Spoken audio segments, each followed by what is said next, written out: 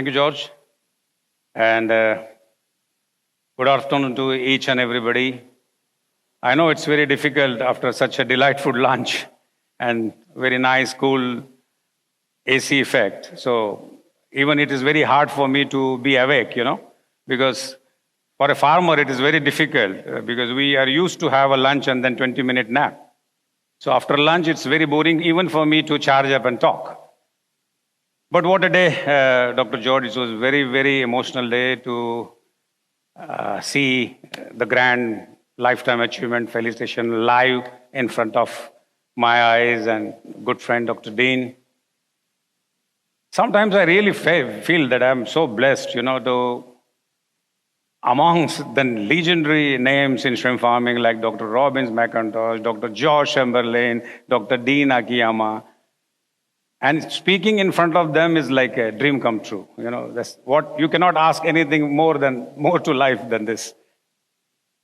But I'll tell you, when Dr. George called me and asked me to moderate this session, within 3 seconds I said no, because a whole life I've been an advocate of low stocking module, and then if you give 2 minutes also to Dr. George, he can persuade or convince you on anything.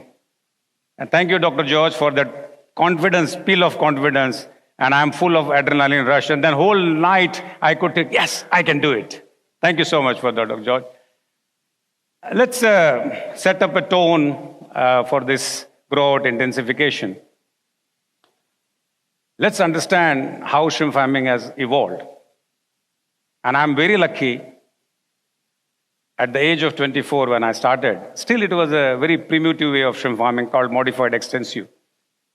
So if you see the extensive, that, small, unshaped ponds, during the tidal fed, the seed used to come and people used to produce 100, 200 tons. That is how shrimp farming started. Then came the era of modified extensive, some hatchery era in 1988 where people started getting hatchery seed. But still, everything was dependent upon water exchange. Then came high stocking, like 10 piece, 15 piece to 20 piece, producing 4-5 ton, semi-intensive with a lot of water exchange. And then aerations were added to put more oxygen. Then there came the era of intensification and then super intensification, RAS. This is how shrimp farming has evolved in the last 50, 60 years. If you see all that, and then we relate it to growout intensification, first of all, we need to understand what do we really mean by growout intensification, how to define it. In a single line, we can say to produce more from the less. But thing is that what definition, what category goes for the perfect definition of growout intensification? Whether it's a stocking densities, whether it's a biomass or the production per kg per hectare, or it is the advanced modules of aeration. Because I got a wonderful chance to discuss with Dr. Robbins, and he said what really matters to him is the aeration. The era of aeration in shrimp farming has led to the tremendous growth and production. And I 100% agree to him, because I have seen what he said, I have seen where for all the problems of shrimp farming, there was one solution, was water exchange. If you have a black gill, exchange water. The shrimps are not molting, exchange water. If bottom is bad, exchange water. And from that era to this modern era, where all problems will come into your pond the moment you exchange the water. So today, from 100% water exchange to the zero water system has come. But we need to also understand why we need growout intensification. So there is a demand and supply, there is the short supply, we want to produce more. Because if you divide the 6 million ton of production to 8 billion population, my calculations go, there's already 800 grams of shrimp is available to each and every human being on the earth. So there is already an oversupply mode. So the question comes second, then why we need growout intensification? Because the present models are not profitable in the given scenario. We want to produce more to become more efficient. What is that? I will tell you, because I'm very lucky that since 1994, I've seen many, many ups and downs in shrimp farming. Less ups and more down. And I'm always seen, what really worked for me, whether it's a monodon era or the introduction of Vanami in India, and especially from 2011 to 2017, we call it Vanami tsunami in India, because every year 100,000 shrimp has been added to the bucket. And from 75,000 ton in 2008 or 9, and we have jumped to almost a 1 million ton. And it's consistent since 2017.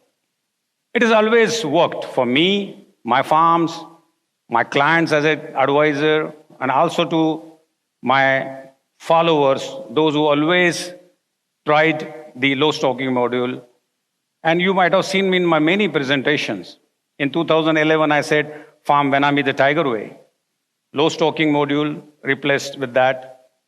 And bigger is better, because I always seen it is profitable to produce 20 count 5 ton rather than producing 30 ton of 60 count, which is more profitable. But things have changed 2017. The temperatures, in particularly my area, has gone up. High temperature, high stocking density, high organic load has become a perfect recipe to brew the Vibrios, the pathogens. And today I could see that it is still easy with biosecurity measures to control the viruses, but it has become very, very difficult to mitigate the incidences of Vibrio. Each and every point there is a Vibrio creating problem. And that's where 2017 onwards, in particularly my area, we call it as a whitewash. White gut, white fecal disease, white spot. Nothing is growing.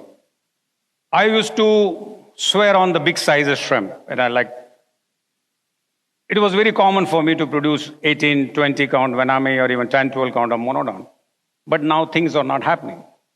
So sometimes I feel, Dr. George, it's like one-way traffic when you are doing shrimp farming in a particular area. Why it called it a one-way traffic? Because when you are new to a particular area, you can apply any mode of shrimp farming, right from modified extensive to semi-intensive, you can make money. But success is contagious. A lot of other farmers will also join you.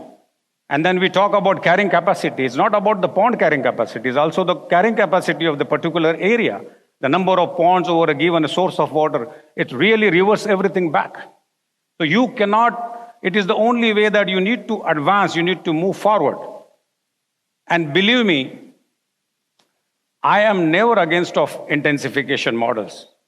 I'm not against the technology, but my experience shows me that the Ferraris or Lamborghinis are not for the roads of India and the discipline of the traffic. It is something like that. You are coming up with a huge investment, something like Mekong Delta or something like Bhimavaram in Andhra Pradesh, where thousands and thousands of number of pond, and you are on the mercy of your neighbors, what they are doing. So, but now I have changed my attitude. Now I am mixing match about the growth intensification. Now I am working very hard on pre-nurseries, that is called phase 1, where I'm getting PL6 and trying to rear it up to 16 in a very high density. Then I'm also trying monodon with nurseries, even PL up to 35. But when I'm shifting it to grow out, I'm still shifting it at a low stocking module. Because the biggest challenge today is the challenge we are not getting more than 100 days. So pre-grow out or nursery rearing has become mandatory when you are working under a negative carrying capacity. So this is what the background, and I love to call upon my panelists. And I'm very happy today and fortunate that I'm going through all their profile. Growout intensification, that's a topic, and I have a brilliant 5 modules to study. One is a USA model, followed by Vietnam, followed by Ecuador, then China and Indonesia. They will be presenting their beautiful work, proposing what is working for them. Can I have my panelists please on the stage? Alan, Harish, Dr. Lu, Juan. And I appeal the audience before the presentation they start, because you are very wise, clever people sitting here, and it will help you if you study all the models to vote for the audience poll.